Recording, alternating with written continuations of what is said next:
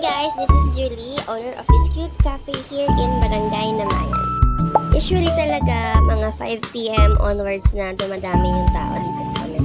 And this is our Buena Mano coffee for today.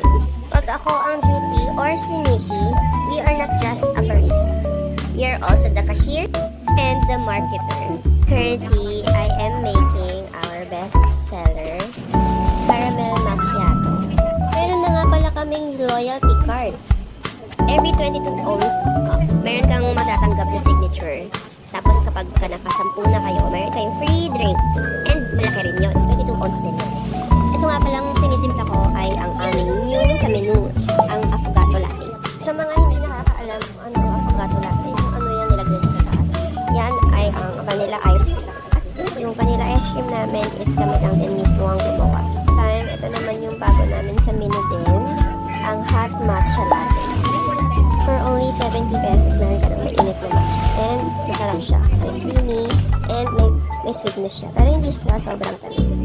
Meron din kayong option na paglagyan ng sweetener.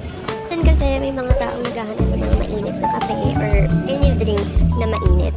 Kasi minsan diba maulan, may mga bagyo ganun. So gusto nila mainit. Kasi malamig ang panahon. May kwento pa nga kung bakit kami nagkaroon ng hot matcha latte. Meron kaming friend na business owner din, nag-request ng mainit na matcha. So, ginawa ko. And then, we got this idea na ba't di natin ilagay sa menu, diba? Kasi masarap naman siya. Kaya if you're watching this, hi Jack! And that's all for today. Thanks for watching and supporting Kape at Kanto. Again, this is Julie.